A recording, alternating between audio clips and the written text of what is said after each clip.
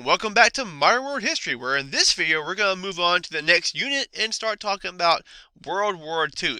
Now, I have this little subheading here. We're not actually getting into World War II yet, but we are going to talk about some of the factors that were going to be major influence on that, and that is the rise of fascism.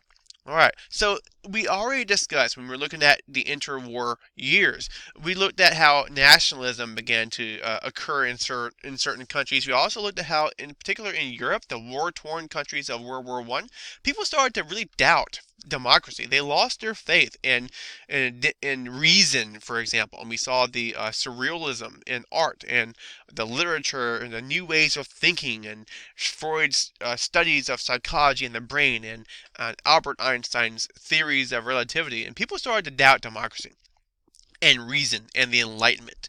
And so what they start to do is you start to see the rise of people who adhere to this strong nationalistic type of government called fascism, and it was a ideology. I guess is a better word, not really a government, but ideology that was centered on nationalism, centered on promoting the well-being of the nation's political and economic interests.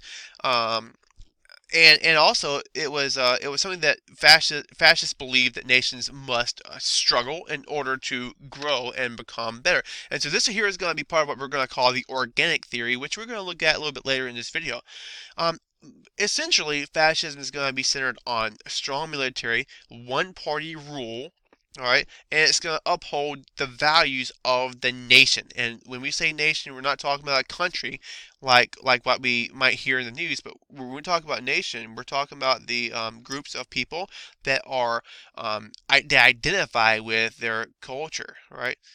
With their history, with their geography, okay, or maybe the area where they're tied to geographically, with their we could put identity or ethnic identity.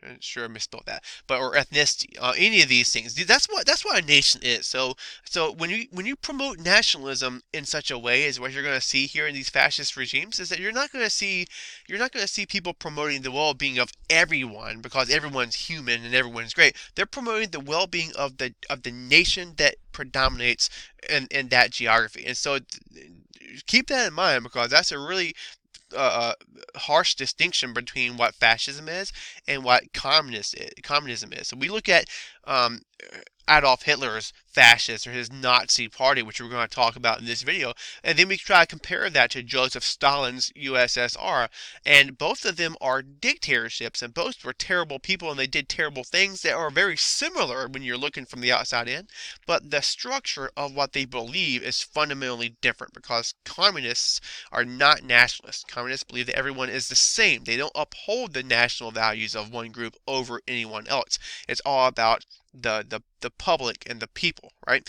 So Benito Mussolini is going to be the first prominent fascist to come to power, and he is going to be the fascist leader of Italy.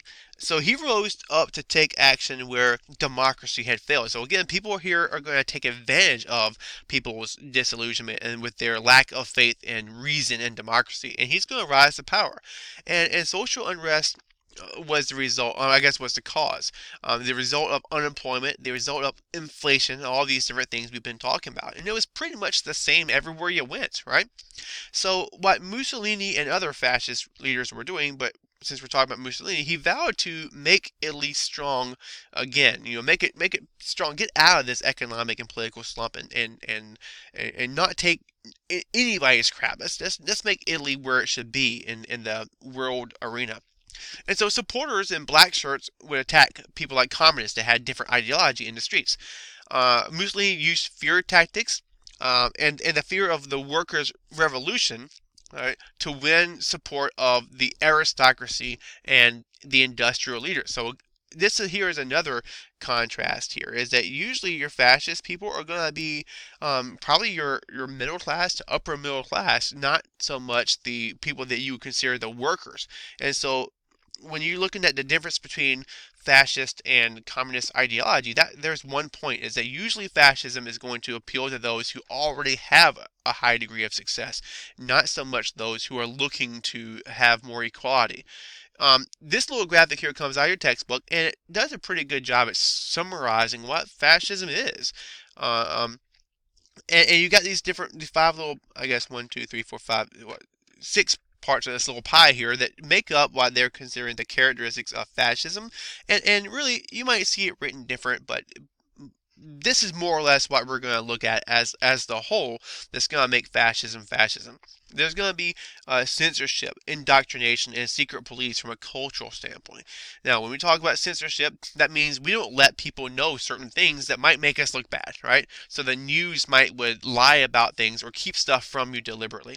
Indoctrination is raising kids up to believe in certain things, because once you have grown up with it, it's very hard to ditch those ideals later on in life. A perfect example, and you know, you can look at this like indoctrination if you want to. I don't think there's anything wrong with it at all. But think about, in my region, in my state, every single day at the beginning of the school day, you say the Pledge of Allegiance. Now, I think that people should say the Pledge of Allegiance, but that can be argued as a point of indoctrination because people grow up believing that because they say it since they're in kindergarten. Um, there is the social supported by middle class, industrialists, and military. All right, and this one here is going to be a big characteristic because again, these are the ones we were just talking about. They're the ones that are usually doing well already, and since fascism is a military movement, you're going to see that as part of the pie as well. Your chief examples: Italy, Spain, Germany. People don't really think about Spain as a fascist country, but that's because usually somehow the Spanish Civil War that occurred leading up to World War II, which is in many ways a microcosm of the entire war, gets overlooked in history. You've got other basic principles like authoritarianism, which means dictatorship, the one-party rule where the government has all the say. It's a very, very far-right, extreme conservative form of government. You've got states' values are more important than the individual values, and the state also is going to be representative of the nation. So those two are going to go hand in hand. We're not looking at a state that represents the rights of everyone, but the rights of the nation. There's also going to be your charismatic leader and action oriented. Right, meaning that they're going to say, we're going to do stuff to get things done, and then they actually go and do the things they say they're going to do. And worry about maybe the costs of that later on. And then the economic functions are controlled by the state, corporations are controlled by the state, and then all these other things. Very nationalist, that's the main thing. Very racist towards other national groups. Okay, so they promote themselves at the expense of others. The one-party rule and the supreme leadership, or I guess the leader, in this case, Mussolini or Adolf Hitler themselves, would be what we're looking at as the supreme ruler or leader. Okay, so I wanted to take the time to break that down by looking at that chart. Normally I let y'all read that yourselves, but in this case I wanted to really let you see that, because then the stuff that you're going to see that Mussolini and Hitler do in order to maintain power is going to make sense based on what we know fascism is.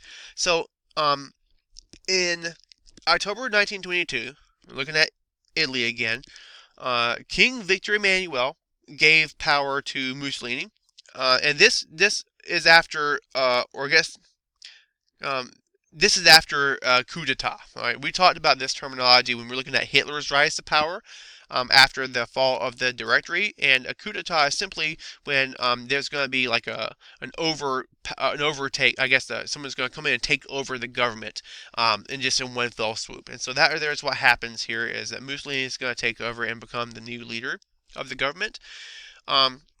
Is just going to assume power and take it from the previous regime.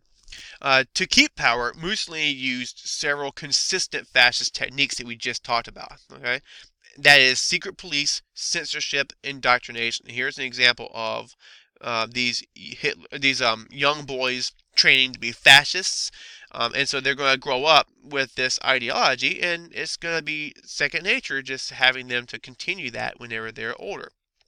That's how indoctrination works. So in Germany, you've got Adolf Hitler. And Adolf Hitler was a fought in World War II, but really he was virtually a nobody. He was a failed artist of all things. You can actually Google and see some of Hitler's art. Personally, I couldn't draw. I thought he did a pretty good job, if you ask me, but he did not succeed as an artist. Actually, I think this here is an image of his artwork, and so, like I said, that's pretty good, if you ask me. I'd take it. But in 1919, Hitler joined a far right political group, a very, very, very small political party that believed that the Treaty of Versailles must be overturned. Okay, and so he kind of was one of the original members, really. I mean, there was only maybe a few hundred people or less whenever Hitler becomes associated with them. And the group called themselves the National Socialist German Workers' Party. Um, Even though you might look at that and think, oh, the socialism, or you see the Workers' Party, you think communism. This is far from it. They are very much a nationalistic group that upholds the national interests of German people, and so they adopted the swastika as their symbol, and here that is right here. All right, and in 1923, uh, Hitler is inspired by Mussolini, and so he marches on Munich and fails. And Munich being in Germany, where the government is, and he's this is going to be a major fail. Okay, like this boy who kicks the ball into his face. It worked really well for Mussolini, but it did not work very well for Hitler in this case. And so while he's in jail for a relatively short term, he writes Mein Kampf, which is German for My Struggle. And in this book, he outlines his beliefs about Aryans and his hatred for Jews and other races. Now, one might would think if he's going to have this book published and everyone's going to have access to it, that someone may have read and looked into this a little bit more deeply. But you know, it really wasn't something. It wasn't like a bestseller. I mean, I wouldn't say that too many people were really going to have access to it, regardless. But nevertheless, you can still get it today and see how Hitler had outlined his beliefs towards these groups of people. He also, as leader, would believe in this idea of Lebensraum, or living space. And this right here is when we're getting into our organic theory by Frederick here, a picture of the guy. And what this means is that if a country is not growing continually, they're dying. And it's almost likens the growth of a country to a living organism. So if you don't eat continually, you don't grow, and then eventually you're going to die of starvation. And this is how they considered the growth of a country. And so this meant anywhere that there are Germans living, Hitler's going to want to absorb that into German territory. And so this is going to be how he justifies taking over lands like the Sudetenland and like Austria and Czechoslovakia and all that. So Hitler becomes a more prominent figure during the Great Depression due to the high unemployment, inflation, social unrest. He has ideas and plans for saying, we're going to get out of this. And one of the things that's going to lead them to getting out of that is by going against the Treaty of Versailles that says that they can't have a military, they can't have certain industries or whatever it might be. And we will look at that a little bit more closely once we get into the I guess the years leading into World War I, when we talk about appeasement and all that. But for the most part here, by 1932, Hitler had become the chancellor. You've got Paul von Hindenburg, who was the leader of Germany at the time. And Hindenburg thought that by making Hitler the chancellor, he could control Hitler, but this ended up being not accurate. And so by making Hitler chancellor, he walked right into the trap of eventually ceding power to the man. And you can see here in this little primary source snippet, by naming Hitler as Reich's chancellor, you have delivered up our holy fatherland to the greatest rabble-rousers of all time. I solemnly predict that this accursed man will plunge our Reich into the abyss and bring our nation into inconceivable misery, which was this Ludendorff guy writing a letter to Hindenburg in 1933.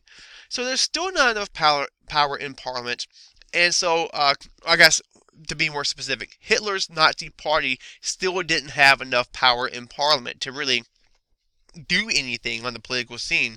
And so he called for new elections, and 6 days before the Reichstag building is going to burn. And here's a picture of this. The Reichstag would be like the Congress building, right?